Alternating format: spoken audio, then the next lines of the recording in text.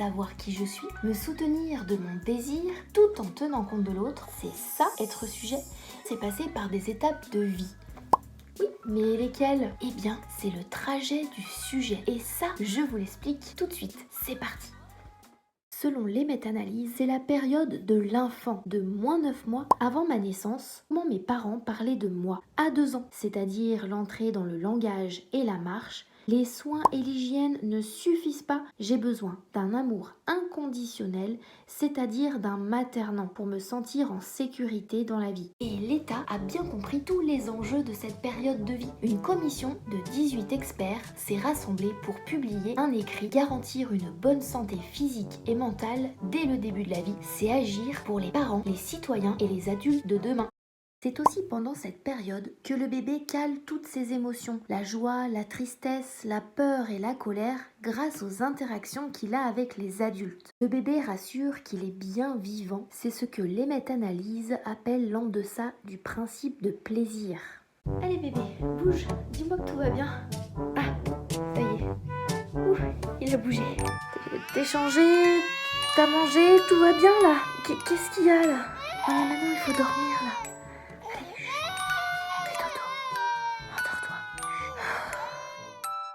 La période de l'enfance va de 2 ans jusqu'à 12 ans, l'entrée dans la puberté.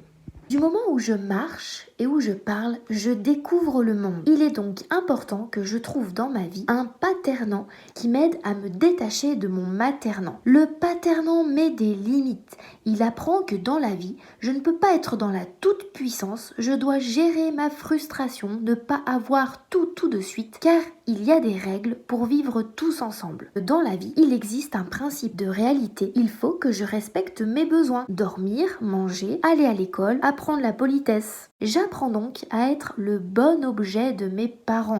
Tu peux arrêter 5 minutes là? Non mais arrête de bouger, arrête. Mais t'es hyperactif ou quoi? Faudrait peut-être prendre rendez-vous chez le psy pour faire un bilan, non? Et un enfant qui n'apprend pas à être le bon objet est un enfant qui va rester dans la toute-puissance, qui ne saura pas gérer la frustration. Quel adulte on fera pour demain?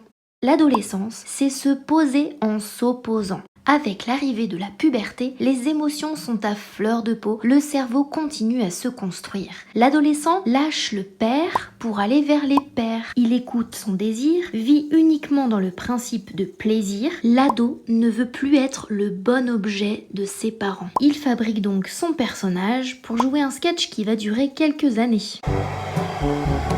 Quoi? Comment ça, t'as rendez-vous avec les copains? Mais là, on part chez papy et mamie, là. Déjà, hier soir, t'étais avec les copains, là. Je t'ai emmené à droite, à gauche. Mais j'en peux plus, moi. Ça bouge tout le temps. La crise d'ado. L'adolescence doit être une brise et pas une crise. L'ado doit pouvoir se poser en paix. Une autre étape de vie est apparue dans notre culture, celle de l'adolescence. Bien qu'ayant atteint la majorité à 18 ans, ce n'est pas pour autant que je suis autonome dans la vie. L'adolescent réapprend à être bon objet de ses parents. Il s'appose, c'est-à-dire il se pose à côté de ses parents. Le piège, c'est d'avoir des parents trop cocooning qui maintiennent l'adolescent dans le principe de plaisir. Il faut donc lui rappeler le principe de réalité pour l'amener à gagner son indépendance. Bon, il faut qu'on parle. Tu as 23 ans. Je pense qu'il est temps de te bouger un peu, de passer ton permis. Ça serait bien que tu commences à prendre un peu d'autonomie. Faudrait que ça bouge là. Bon, d'accord, mais à quel moment on devient adulte alors?